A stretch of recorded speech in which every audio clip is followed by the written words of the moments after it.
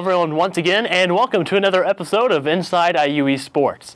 I'm your host, Caleb Gillock, and later on in today's episode, we'll be talking with track and field head coach Brett Crowley about how the track and field teams did this weekend.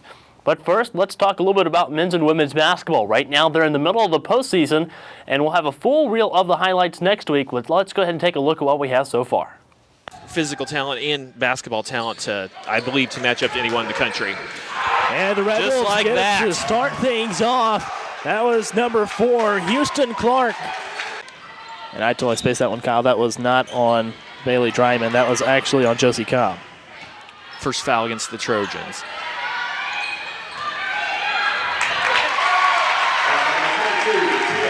Tia King gets the first 2 points of the season for the Red Wolves. Right now the Red Wolves inbound the ball to Hunt. He goes up, slams it, and takes a 7-5 lead for the Red Wolves. And saved there by Fagman, who runs into the scores table. And scored by Houston Clark. Another big hustle play from the Red Wolves. I mentioned earlier how IU East has got a lot of multiple ball handlers, and that's really helping with this full court defense that the Cougars are bringing. With 40 seconds to play and up by 2. Shot clock down to 10. And here's Boldbacher. He's going to take it to the lane, lay one up and in. That's a big basket there. And here is the 3 ball by Reddick. It's going to be no good. Rebounded out top.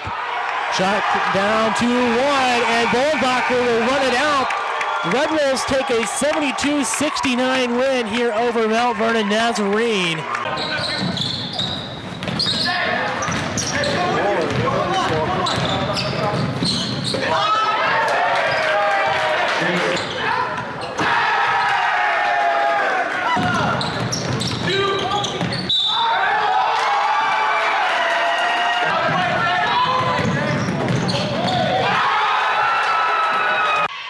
Miller with the ball out on top, looking for someone open, passes over to the corner to Campbell. Campbell puts up a 3. This one's good.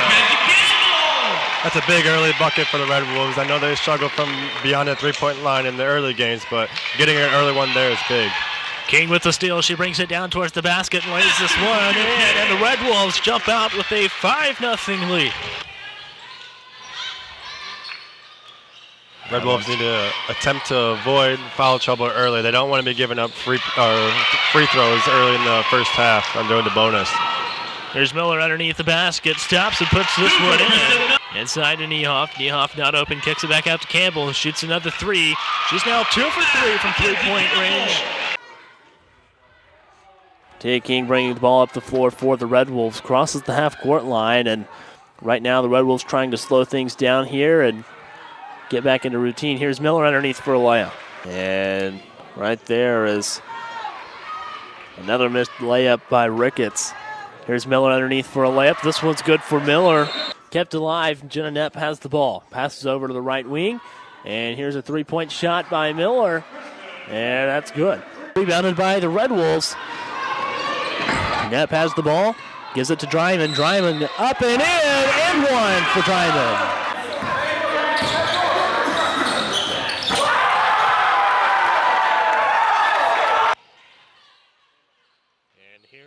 Kristen Miller kicks back out top to Mackenzie Campbell. She's going to be fouled at the three-point range. And passes inside to Houston Clark. Nice oop there. So here's Brooke Packer down in the corner with Miller. Now Dryman has the ball. Miller puts up the 3. This one's going to fall in, 43-32. About a 1-second differential between the shot clock and game clock. Miller with another 3. Here's Vache, kicks it off to Dom Williams. And stolen away there by Packer. She finds Miller down the floor. He's going to put this one up right-handed and 1 for Kristen Miller, make it 12-6. Pass inside to Campbell, a little bit of contact there, but she's still able to lay it in, 33-22. Davis set up in the corner, open. Stolen away here by Packer. And they won for Packer. Here's Campbell, passes over to Packer, lays this one in, and 1. Jason Ray over inside to Fangman, gets it to Hunt, who will put it down. Slams this one 62-45. Over to Fangman on the right side. Fangman takes it to the basket and one. Here's Fangman going up the middle and one. Takes it back out of the free throw line. 3-point shot by Campbell. It's good. 15:04 to play, and a shot over on the left side by Miller for three. Pass off to Daisha Boyd. She scores. Mackenzie Bowles lays this one in. Kristen Miller with the ball out on top of the key right now. Takes it left. Back to Dobbins. Puts up a three. This one falls. Inside to Seiler. Puts this one up and falls off the rim. She gets her own rebound for the putback. And stolen away by the Red Wolves. Bailey Dryman will bring it down, lay it in. And Niehoff able to pick off the pass. Brings it down the floor. Beats Janicki, lays this one in. Jumper there by Tia King. Daisha Boyd to Packer. Packer takes it to the hoops, going to be fouled and one. Inbound to Claypool. No shot clock, obviously, with the inbound play starting with under 17. 1 point game. Chance to get the ball inside. Clark has the ball. And Claypool drives the basket. No foul. Clark gets it in with 1 second left. What is They he? do have the baseline here after the made basket, passing it down the floor and picked off by Brad Hunt. And that's the ball game. The Red Wolves. Tia King has the ball, takes it to the basket, passes off to Dryman. Niehoff with the ball now. And finds Dryman, kicks out to Dobbins over to the right side, back out to Dryman, back to Dobbins, puts up the three. This one falls, 55-33. 1 of 2 from three-point range by the 5'9" freshman out of LaPel High School. Missed shot there by Blake Peterson. And Dryman takes it down the lane, passes off to King. Scores off the assist from Dryman, 57-33. 57-35, a minute 30 to play in the first half. Red Wolves with the lead. Nice lay-in by Tia King.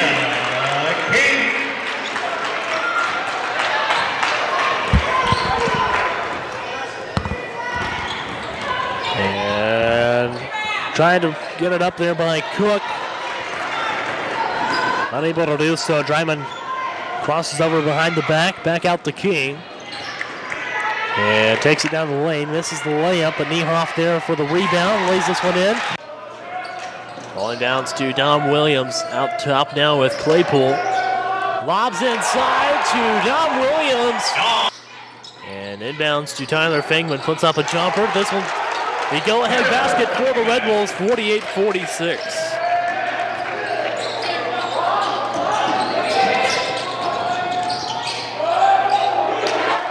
Stolen away here by Claypool, goes to around the defender, and up by 4, 50-46. And here is Tia King, driving hard, passes over to Packer. Campbell wanted the three, but it's going to pass around to Miller for the three. Knocks this one down, 54-42. And the pass over to the left corner to Brooke Packer. Back out top to Tia King. She's going to take the three because she liked it. And it's now 57-44. Miller with the ball over to left corner. Boyd puts up the three, hits this one 70-56. Gives it to Daisha Boyd, sets a screen, passes over to Miller in the right corner. She's had kind of a quiet game tonight, but definitely contributed. There's a three-point basket by Bailey Dryman. And she does look inside to Kerrigan Niehoff. Niehoff looking for some room. Dryman goes down toward the basket as well. King takes the three. This one's going to fall. Lob over to left corner to Campbell for the three. This one falls as well. 5:40 to play as Boyd brings it down the floor. Dryman over to King in the corner. Steps back for the three. Seiler for three. Gets it for the fall. King brings it down the floor this time. Looks for some space in the lane. Gets it. And gets it to fall. 82-68. Pass down inside to number 14. That's Bo Dedmond. blocked there by Hunt.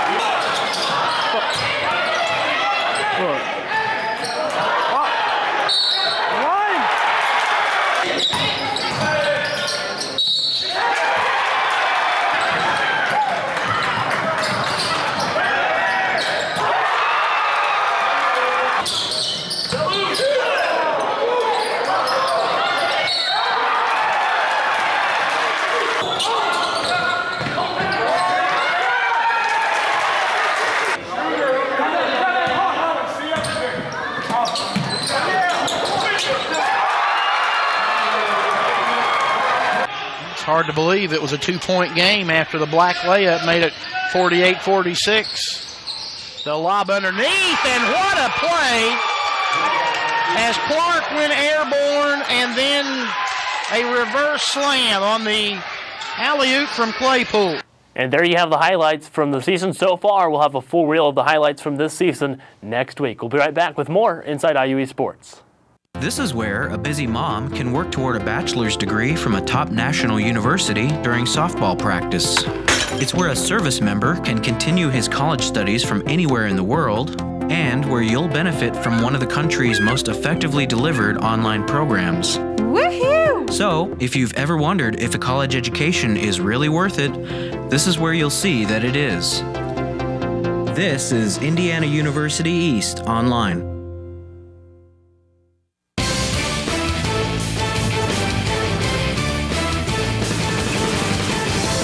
And welcome back to Inside IUE Sports. I'm your host, Caleb Gillock. It's time to talk about track and field, and joining me to do so is head coach Brett Crowley. Coach, thanks for joining me. Thank you, Caleb. Thanks for having me again.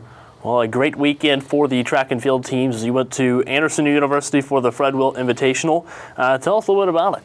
It was a great opening meet. We had been training almost for about 7 weeks, indoors mostly, and even though we're competing mainly and are declared to compete in the NAI outdoor season, we needed some sort of event, some sort of competition to get our season underway, and an excellent effort, and really fortunate that was very close and nearby. So got off to a good start. Now, you mentioned that this was an indoor meet and you've been training indoors, but you're going to be competing outdoors as the season goes on. What's the difference between indoor and outdoor meets? About 200 meters from that standpoint, and a lot different, obviously outdoors, a lot different elements. Wind obviously will be a factor outdoors, and then all sorts of weather in between. But we're very thankful in the case of the event and the weather we saw this weekend to be indoors. Again, drier air and compressed air inside, probably one of the bigger differences across the board. But just getting used to running, for our 400-meter runners, that's 2 laps inside versus 1 full lap when we go outdoors. So getting used to just the new math was probably an adjustment for our folks, and just the humid, dry air inside, a field house. But all in all, those will be some of the biggest differences that our folks will see and we'll have to adjust to when we go to Lexington. All right, well, let's break into some of the results. The women's team placed 15th. Tell us a little bit about how the women's team did overall. I think overall we saw a lot of excellent individual performances. Morgan Stanley, finishing in the top 10. Haley Rogers just outside of the top 10 in the women's 800.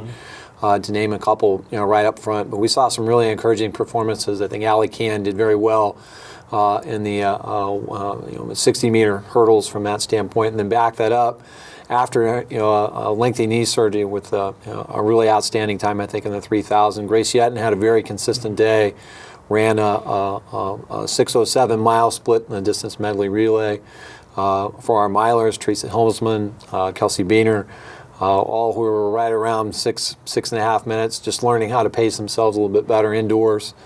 We certainly think they'll be a little bit lower, a little bit stronger. Brianna Grott had a top 11 finish in the 60-meter race.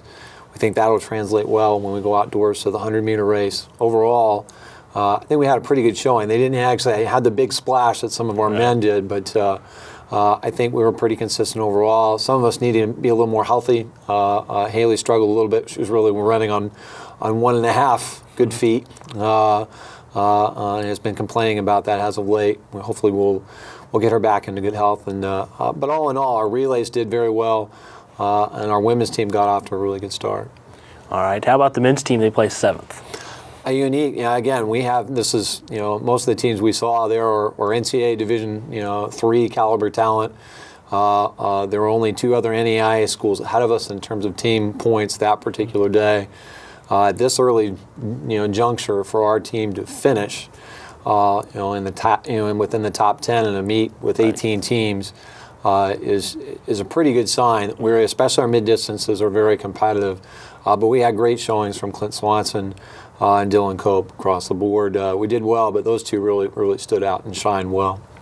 Let's talk about some of those. You said Clint Swanson, he placed first in the 400 with a 51.99. It's a school indoor record for IU East. Tell us about him. School indoor record and another outdoors couple seconds lower that you'll have another school record. Clint is a versatile athlete across the board in track. He will be our a candidate and potential athlete of the year in the KIAC. He can do so many things and do them well. 400 is just one of them. And he's really developed a nice burst for the 400 and really demonstrated it at Anderson this weekend. And Dylan, very similar. Dylan will have a chance, even though he will say that he could do all the events. We really want him mostly doing the distance events. He did the 800 this weekend, and obviously anytime you get under 2 minutes in the 800, whether you're indoors or outdoors, that's a really good thing. How about Amber Dwyer? She placed 17th in the 200 with a 30 flat. That's also a new school record for indoor. It's unique. Amber's a walk-on for us, and from Lake Station, Indiana, and who came to us and is brand new to track. Has never run competitively in track. Was more of a soccer athlete, and unique to our team. Amber has made an impact with her work ethic across the board, and she won her heat, and to again be in and around that 30-second range is demonstrating a lot of quickness, and her training's working, and we're really proud of Amber and really glad that she's with us. Has really made great strides in a very, very short amount of time, and more importantly, is a very good student, and really appreciates the opportunity. If you had seen her even before the race, she was getting ready to go, and you could see some nerves. Her family showed up to watch, and next thing you know, she burst into tears. It's she was really very grateful and very thankful for the opportunity, and it was really great to see her do well this Saturday. How about Morgan Stanley? You mentioned she placed in the top 10, placed 8th in the 800 with a 238.74. Tell us about Morgan. Yeah, this early on, Morgan has worked really hard. Again, on some limited practice to some degree. She has a pretty challenging curriculum as a student athlete, and has gotten in a lot of good practice and really had a good early showing, had a great finish to the 800. Was doing very well, but like our own entire team, where we had some very good experiences. The high jump didn't go as well, and we have some room to improve across the board. But Morgan, again, at this early stage, is showing a lot of strength in the 800. And I think also did very well in contributing to our relay in the 4x4. So showing a lot of good foot speed and a lot of good strength, and is pacing herself well. And we just hope it will continue. Right. Anything else you'd like to add about this past weekend? It was just a very good opening meet for us, for both teams. And for me, and after 4 years of coaching, this had to be probably one of our best business trips ever. Right. Everything seemed to go off without a hitch. Regardless of the weather. We did have an adventure getting home, but with the snow and whatnot. But it was a good team bonding moment all the way around, and we had great leadership from some of our upperclassmen and even some of our underclassmen, even just taking care of small things off the track. They were all getting hungry, so Grace Yetton and Kelsey decided they would be in charge of ordering our food right away, because we were going to go out to eat, but the way timing of it all, both students chipped in and made sure that we all got pizza before we left there. And all in all, it's just very good first meet, and hopefully a good prep for what happens next here in March. Right. All right, well, thank you, Coach, and congratulations on a great weekend. Thank you. When we come back, we'll talk about some of the 2014 Fall Academic Honors with Coach Crowley right here on Inside IUE Sports. Dylan Newman had a terrible dislocated shoulder after a bad dirt bike accident. The long-term solution, surgery and intense rehab. I trusted Reed Orthopedics because they had already fixed my ankle. And within 4 months of my surgery, Dr. Miller and my Reed therapist, April, helped me to regain my motion and most of my strength. Thanks to Reed Ortho, I can get back to what I love. It's all about trust. Right, Dr. Miller?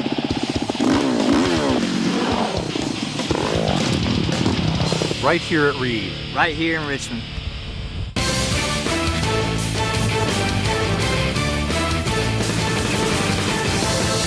And welcome back to Inside IUE Sports. Once again, joining me is head coach Brett Crowley from track and field and also cross country.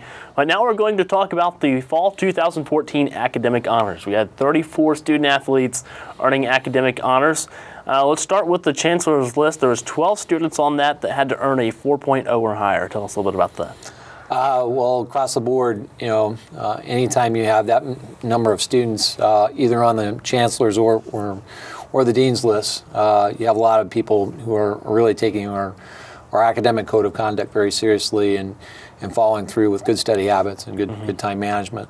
So anytime, even though I can't list them all off the top of my head, which we'll do here in a second, anytime you have that scenario occurring, you have a lot of good hardworking students who are really approaching the student athlete aspect of their time here at IU East very, very seriously, and it's very pleasing to see.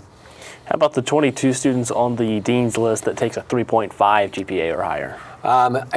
Again, that's an excellent effort from that standpoint. While it's not not perfect by again on a 4-point scale, again you have a host of students who are again managing their time well, really performing well in the classroom, and taking again our code of ethics regarding academics very seriously. You've got people who are sitting in the first 3 rows of every classroom and who are taking good notes and going to study tables and things of that nature. So it's pleasing to see. Right. Now, when we were off the air, you mentioned the Red Wolf Way. What exactly is that for those that don't know? We'll brag about that a little bit from that standpoint. We've constructed, I stole this idea from Brad Stevens, they called it the Butler Way when he was at Butler, but the Red Wolf Way is a series of really expectations of what we want for our student athletes to try to achieve, and some basic things I've already alluded to. We expect our student athletes, even the 6'9" crowd on the basketball team, to sit in the first 3 rows of every class, and when they're taking online classes, to log in on a regular basis and to take good notes. And if they don't understand how to take it, to work myself or with University College or other divisions to improve their study habits. They're expected to go to study tables, freshmen 4 hours a week. For some freshmen year-round, for some freshmen at least one semester.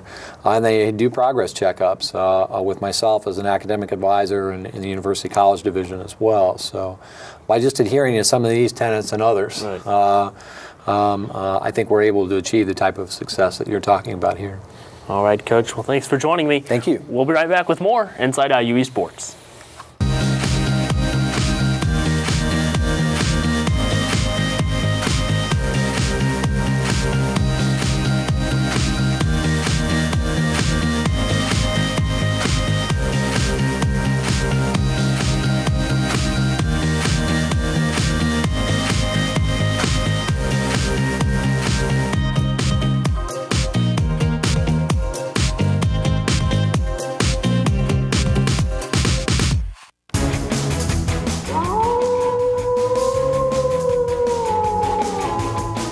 And welcome back to Inside IUE Sports. That sound you just heard means that it is time for Wolf Center. Wolf Center is where we take a look back at last week's results and ahead to next week's schedule. You can download the Wolf House sound you just heard for free by downloading the free IU East Athletics app at the iTunes App Store or the Google Play Store. Now let's take a look back at last week's IU East results. On February 25th, the women's basketball team played in the KIAC tournament quarterfinals and defeated IU Southeast 68-60. Bailey Dryman had 10 rebounds, 3 assists, and 2 steals for IU East. Also on February 25th, the men's basketball team played in the KIAC tournament quarterfinals and defeated Alice Lloyd 100-67. Vache Davis had 12 points and joined the 1,000 points club at IU East. On February 28th, the women's basketball team played in the kayak tournament semifinals and beat Rhino Grand 102-90. Tia King had 28 points, 10 rebounds, and 4 assists. On February 28th, the men's basketball team also played in the kayak tournament semifinals and beat Asbury 90-79. Houston Clark had 18 points and 14 rebounds. On February 28th, the women's track and field team was at the Anderson University Fred Wilt Invitational and placed 15th. Morgan Stanley placed 8th in the 800 and 3rd place in the 4x400. On February 28th, the men's track and field team was also at the Anderson University Fred Wilt Invitational and placed 7th. Clint Swanson placed 1st in the 400 and is the first IU East athlete to win an event at an indoor meet.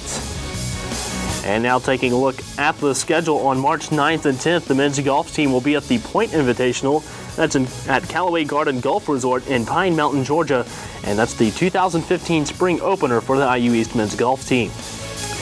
Then on March 11th or 12th, the men's basketball team will be playing in the NAIA National Tournament first round. They'll be taking on a to-be-announced opponent in Point Lookout, Missouri. Coverage for that game will be at IUERedwolves.com. And in women's basketball, on March 11th or 12th, they'll be playing in the NAIA National Tournament first round against the to-be-announced opponent in Sioux City, Iowa. That game also will be online live at IUERedwolves.com. That concludes this week's episode of Inside IUE Sports. I'm your host, Caleb Gillock. Thanks for watching, and we'll see you next time.